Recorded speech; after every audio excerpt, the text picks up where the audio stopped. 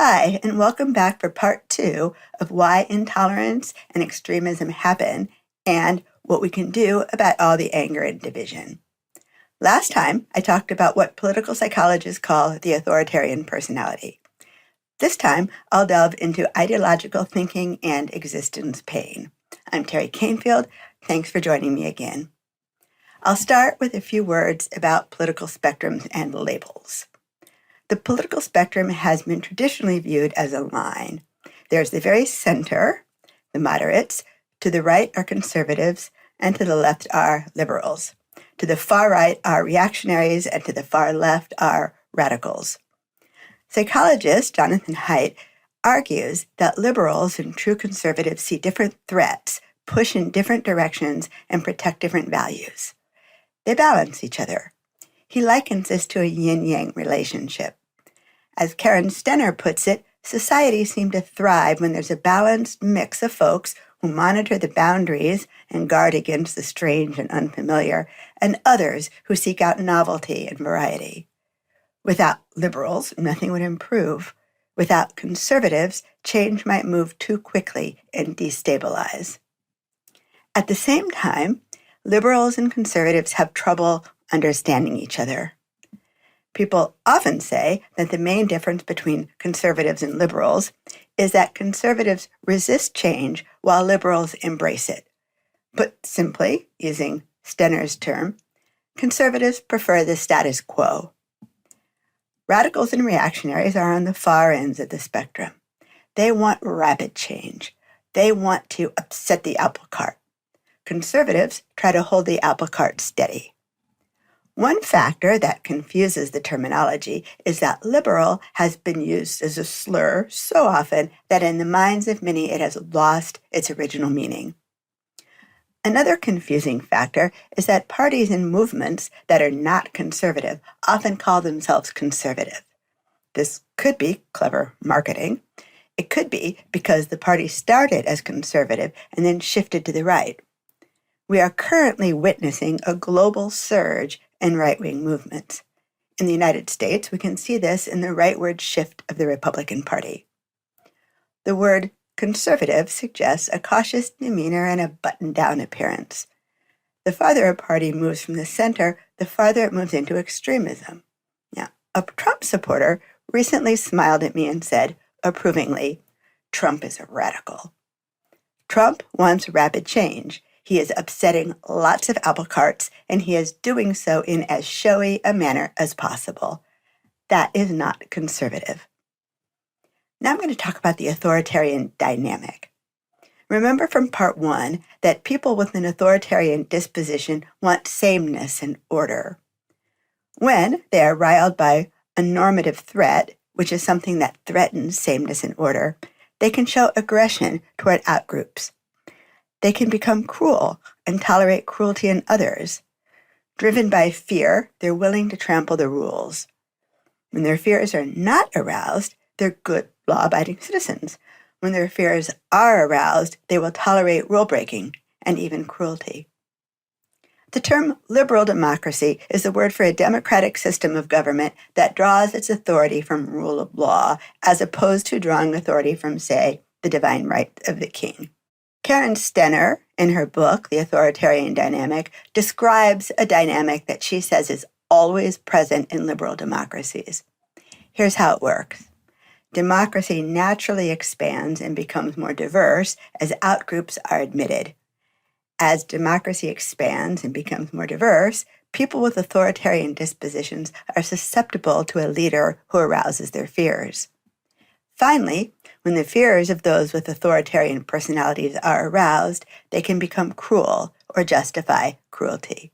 Stenner attributes the current rise of right-wing extremist movements to the simple fact that the complexity of today's world has exceeded the capacity of many people to tolerate it. Those who cannot tolerate the complexity of today's world become susceptible to a leader who arouses their fears and unleashes their authoritarian tendencies. So now we come to an interesting question. Can biology explain our political differences? A study published in Current Biology in April of 2011 found that people who identify as liberals and people who identify as conservatives show measurable differences in their brains. MRI scans showed that self-described conservative students had a larger amygdala than those who identified as liberals. The amygdala is an almond-shaped structure in our brain that becomes active during states of anxiety. The researchers concluded that self-described conservatives are more sensitive to perceived threats and therefore more cautious. Students who describe themselves as liberal, in contrast, had more gray matter in the anterior cingulate cortex, a region of the brain that helps people cope with complexity. It makes sense to me that the person who is cautious and sensitive to threats would prefer the status quo. The researchers stress that their results don't tell us whether these brain differences cause political differences. Biology isn't destiny because the brain can change due to external factors. This also makes sense, right? If you lift weights, the muscles in your arms will change. How much muscle you can build is limited by genetics. Psychologists talk about thought loops. These are repetitive thought patterns that can lead to cognitive rigidity. As I understand a thought loop, it's like exercising a muscle. Do it often enough and your brain will change in measurable ways. When we moved from San Francisco to California's Central Coast in 2017, we hired a contractor to replace a rotted back door to the garage. Once he understood that we had moved from San Francisco, he pegged me as a liberal and tried to goad me into an argument. It didn't work. He told me he has guns and likes to sit on his front porch and shoot animals. I offered no response. He mocked Hillary Clinton.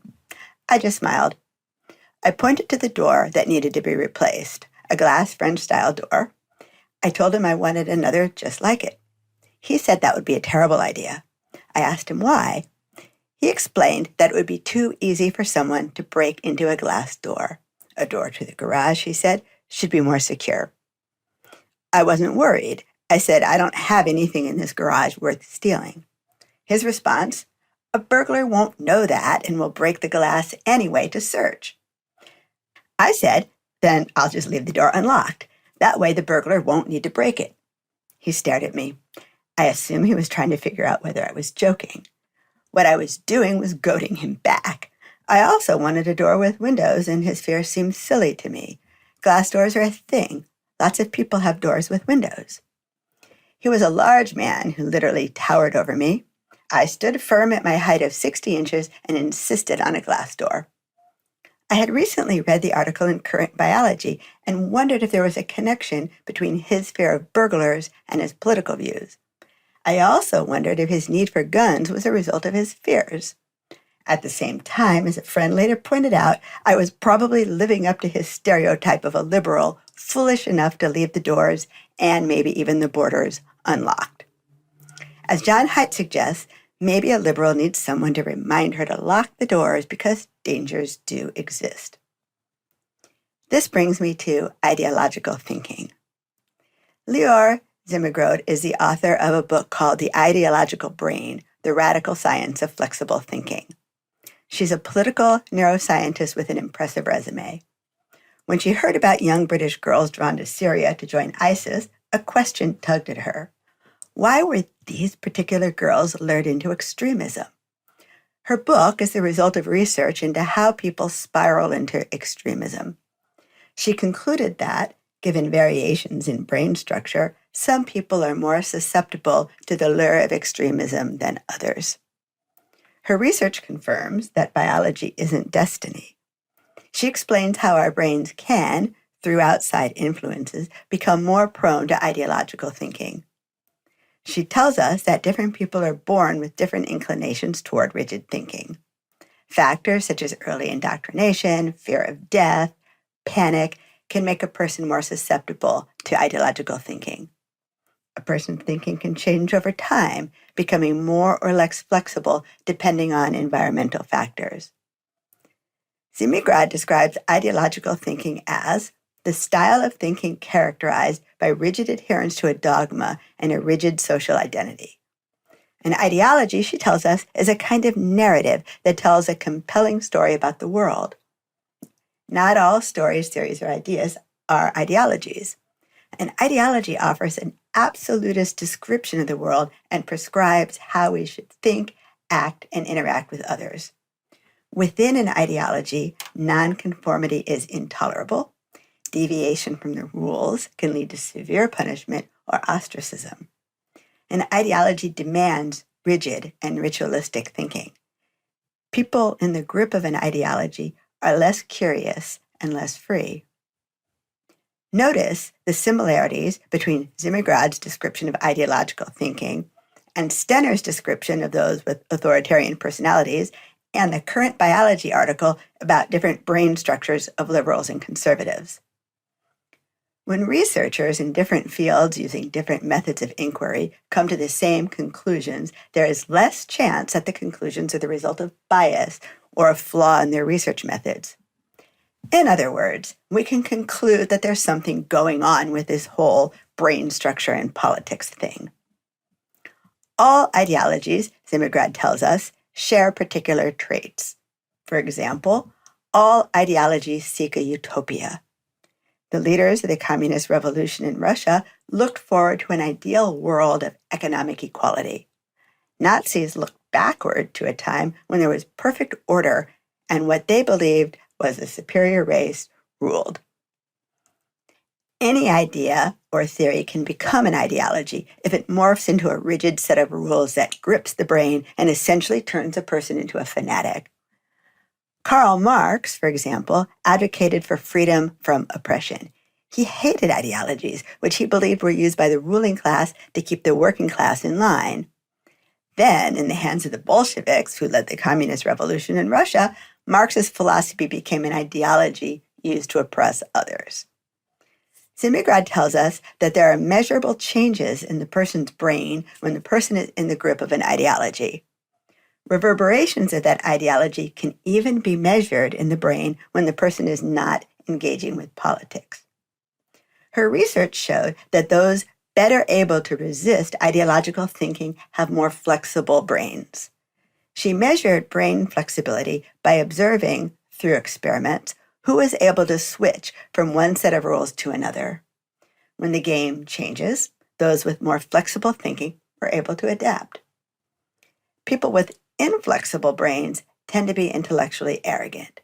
They rarely admit they're wrong. For that matter, they rarely think they're wrong. People with flexible brains, on the other hand, are intellectually humble. They can entertain the possibility that they may be wrong, and they can recognize when they are wrong. Such people are, by nature, freer. To quote Judge Learned Hand, yes, that really was his name, "The spirit of liberty is the spirit which is not too sure that it is right. The spirit of liberty is a spirit which seeks to understand the minds of men and women." Bertrand Russell illustrated intellectual humility when he quipped that, "I would never die for my beliefs because I might be wrong." Being in the grip of an ideology is satisfying. A complicated world suddenly becomes simple and digestible. Everything makes sense. There are bad guys, our enemies, who are seeking to destroy everything we hold dear. There are good guys, our allies, with whom we stand shoulder to shoulder in solidarity. Government, when viewed through an ideological lens, becomes simplified. Forget those complicated civics lessons from your high school government class. If we can just gain control of the government and set things right, we will all live happily ever after in, pick one, a perfectly egalitarian democracy, a well-ordered society in which all people have personal freedom, or some other perfect world. Here is how Zimmergrad describes what happens when a person is drawn into ideological thinking. In a given community, everyone will be positioned at different starting points, but the environment they choose, or are forced into, will affect how rapidly the person will adapt to the most extreme conclusions of an ideology. Once sucked into ideological logic and community, it becomes easier and easier to get drawn more deeply inward and more difficult to come out.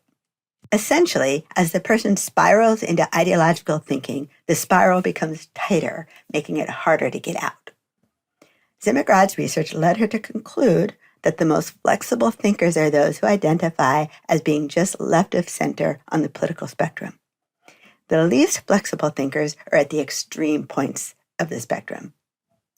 Now it's time to talk about existence pain, because ideologies mask existence pain. Existence pain, as you would expect, is the pain that comes from merely existing as a human. Existence pain includes our awareness of our mortality. It involves grappling with what can feel like the meaninglessness of life. It means fearing the loss of those we love. If we don't have loved ones, it means grappling with our solitude. Existence pain means knowing that what lies ahead, should we live long enough, is physical pain as our bodies break down. It means fearing the isolation that often accompanies old age. It includes grappling with the indifference of the universe. It means facing the possibility that there may not be a grand eternal plan.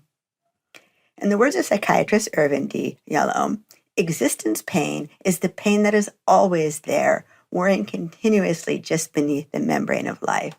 It is knowing that our deepest wants can never be fulfilled: a halt to aging, the return of vanished ones, eternal love, significance, immortality itself. The first noble truth in Buddhist philosophy emphasizes that life is full of suffering. An ideology may offer the promise of an afterlife. It may give life a purpose. It may offer the promise of a grand eternal plan. It may offer camaraderie. In some way, ideology soothes the pain of existence and gives meaning to our suffering. A character in a Robertson Davies novel, The Manticore, a Jungian analyst named Dr. Johanna von Haller, tells her patient this: people spend their lives searching for the purpose of life as though it had to be something beyond itself. But the purpose of a lion's life is to be a lion. A theme of The Manticore is that our purpose comes from within and is unique to each of us. But the idea that the purpose of a lion's life is to be a lion suggests something else. It suggests that the purpose of a human being's life is to be human. As I understand that, it means that the purpose of our life is to strive to become more fully human. And how do we do that? One way is to turn to the artist. The demagogue riles us to hate and fear and makes us more brutal, simplistic, crueler, less human, and less humane. Conversely, the true artist teaches us to embrace our complexity and become more humane. The visual artist, for example, teaches us to see both beauty and pain. Samuel Coleridge famously said, "I have a smack of Hamlet myself." It's possible many of us have a little Hamlet in us, which means Shakespeare taught us to see something in ourselves. If we imitate literary figures and then, through the imitation, absorb some of those characteristics, isn't life imitating art? The little girl obsessed with the Disney princess who wears her princess outfit and practices being special learns the lesson Sarah Crewe learned in Frances Hutchinson Burnett's The Little Princess.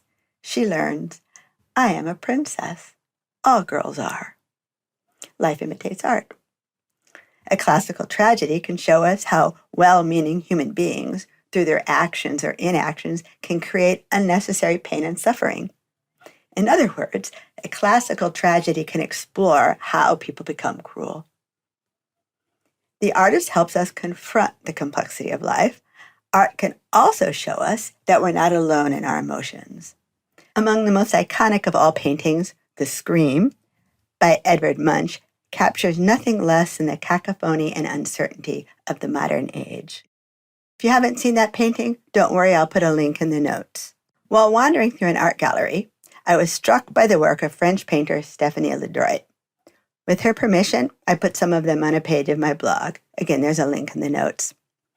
She paints the beauty that can be found in isolation. We're naturally social creatures, so we fear isolation. The phrase, "in the end, we are all alone," which has been attributed to various sources, therefore resonates. Ledroit shows us that solitude can be a time of renewal, a time to look inward, a time of creativity, or a time to discover new things about ourselves. I asked her why she often paints children, and she said, because they naturally slip into their own space. So the demagogue takes a complex world and simplifies it and leads people into rigid thinking. The artist teaches us to see beauty and helps us confront the complexity of life. Almost all the arts use metaphor or symbol to some degree. Robert Sapolsky, a professor of biology and neurology at Stanford University, tells us that among the qualities that are uniquely human is the ability to think in metaphor and symbols. When I taught college English, I always ended my lesson on metaphors by writing on the board, "Metaphors be with you." At the time, I thought I was offering a joke. In fact, I was offering sage advice for how to cultivate a habit of mind that grows accustomed to complexity and can withstand easy answers. I was offering advice for how to become more fully human. The more we practice embracing complexity, the more we work on expanding our sympathies, however we choose to do it, like a gymnast stretching her muscles, the more flexible our thinking can become, and the better we are able to withstand ideological thinking. That, I believe, is what Fyodor Dostoevsky meant when he said, "The world will be saved by beauty." That's it for now. Thank you for listening. I hope you'll join me next time. I plan to start the next session with the quotation, "These are the times that try men's souls."